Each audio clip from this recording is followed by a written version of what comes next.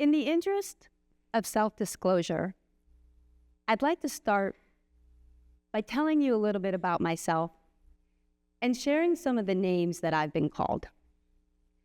I have been called saucy, sassy, salty, spicy, snarky, bitchy, rough around the edges, and I have been told that I have a chip on my shoulder. And to be truthful, all of those things could be true depending on the day and if I've been compliant with my meds. It's true.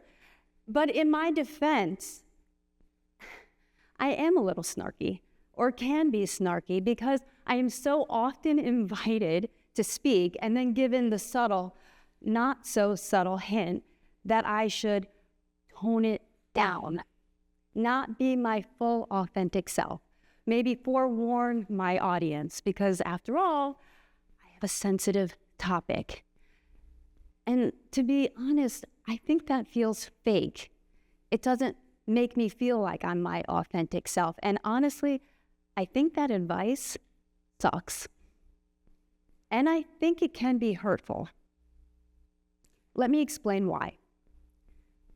Several years ago, I was invited to be the keynote speaker at a luncheon on childhood trauma. And the organizer of that event asked if I would email my remarks in advance, of course. And the response that I received back asked if I would revise my story. They were afraid, and I quote, I would make people sick at lunch. My ugly story of being molested when I was 7 years old by my mother's boyfriend was too much to share. And we all know trauma and rubber chicken do not mix.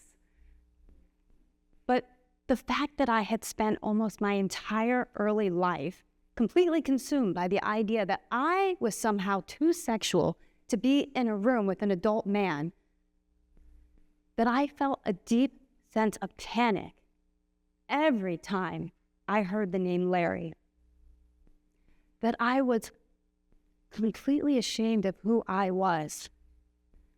That was too much to share. Oh, and by the way, that part about being 16 on spring break, when you were drugged and gang raped, and then they threw your body into the elevator naked when they were done with you, maybe you could take all of that out. It was just too much. They wanted me to turn my truthful, uncomfortable story into something comfortable for everybody else. There's this radical notion that if you've been raped, it is your responsibility to censor the events of your life as to not offend anyone. Well, people in hell want ice water. But we can't all get what we want. Snarky. But really, why should I have to apologize for someone else's sexual deviance? I shouldn't have been violated in the first place. Don't talk about it. That's what I've been told my whole life. But I don't want to be silent. I don't want to change anything about who I am. I don't want to fake who I am or change the experiences of my life, nor should I. Nor should any of you have to fake anything. Embrace who you are. Embody your truth. Feel it from your chest down to your toes. That is the better advice. So I'd like to tell you how I got there. For the last 12 years, I've had the incredible privilege of working with survivors of incest, sex trafficking, sexual abuse, and rape, people just like me. I've heard the stories of 8-year-olds to people in their 80s. individuals representing all walks of life, colors, cultures, religions, genders. And despite all of our differences, I recognized a common thread tying us all together: the need to be seen, heard, and valued, and the need for safe spaces to share our stories.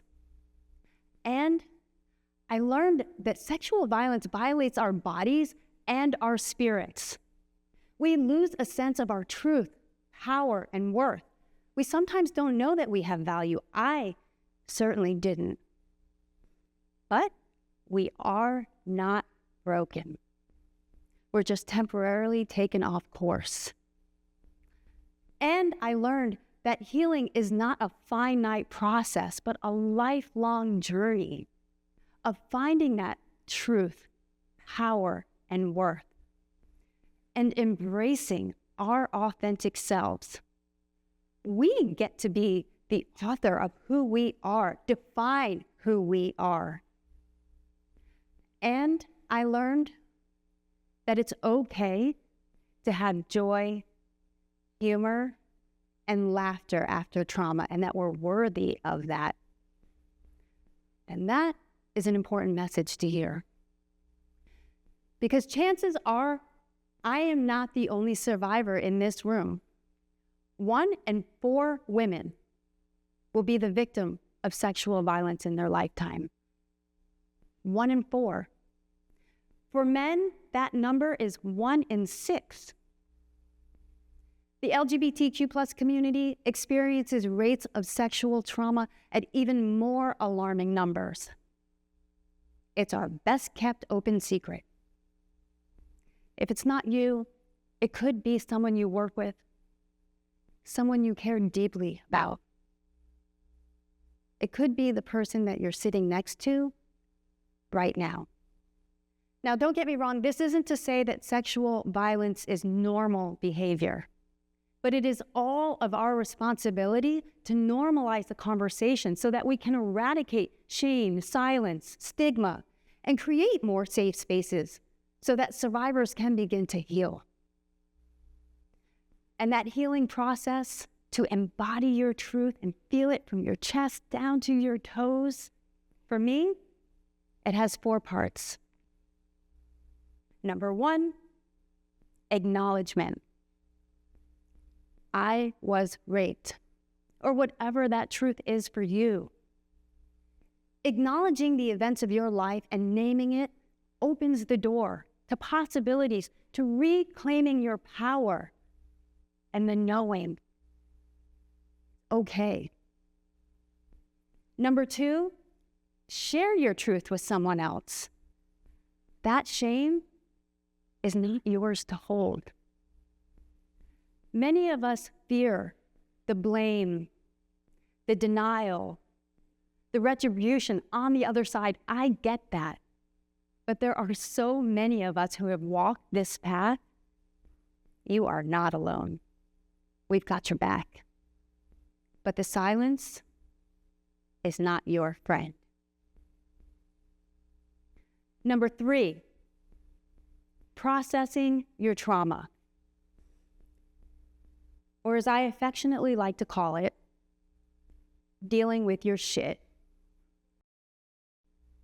How have the events of your life shaped who you are up to this moment? And what are you going to do about it now, moving forward? Because you are not powerless. And there is no one-size-fits-all road for healing. You get to be the authority in your healing journey. And there's so many modalities for healing. There's individual therapy, group support, there's podcasts, there's apps, there's free resources, there's community workshops. You just have to be willing to take that first step. And number 4, flipping the script. Sharing your truth and taking your pain and turning it into your purpose. My colleagues and I have witnessed so many survivors share their truth and turn their pain into their purpose in their unique ways. They've created art, short stories, poetry, danced, sang, they've marched, they've protested.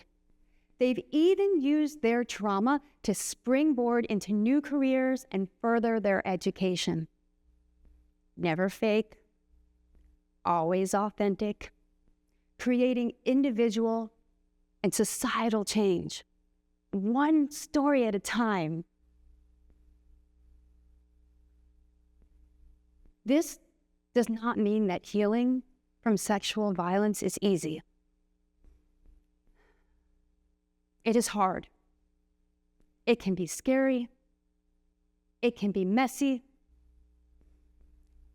And there will be times where you will want to quit because it feels hopeless.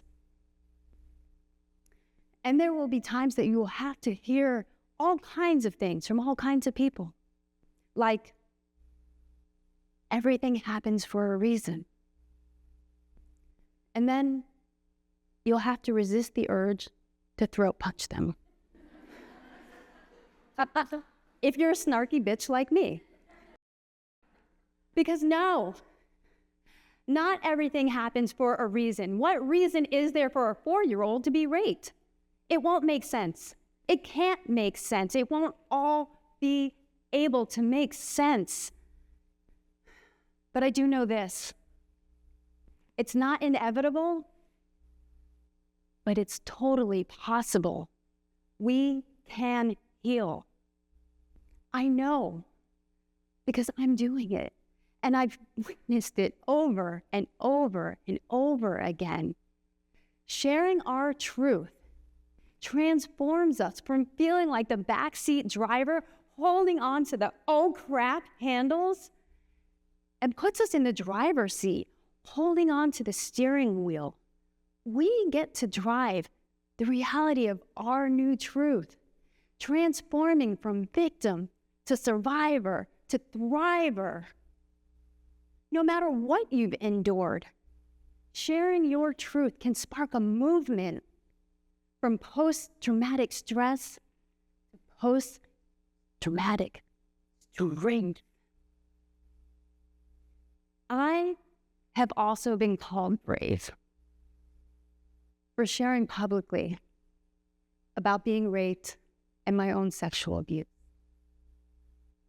But I don't see it that way.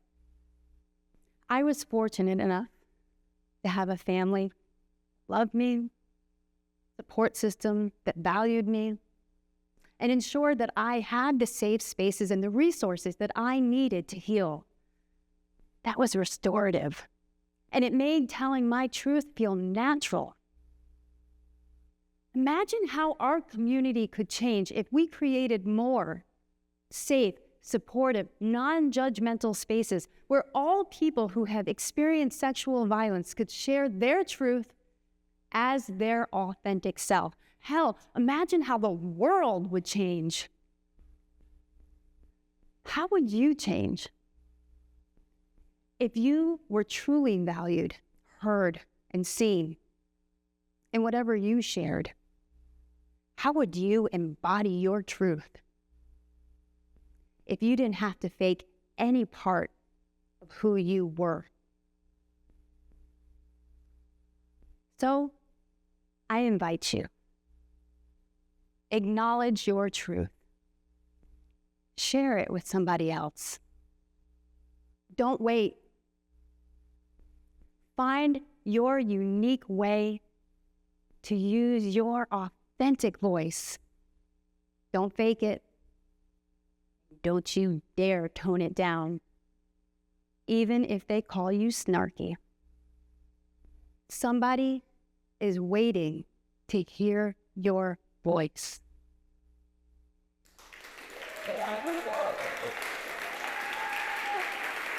Yeah.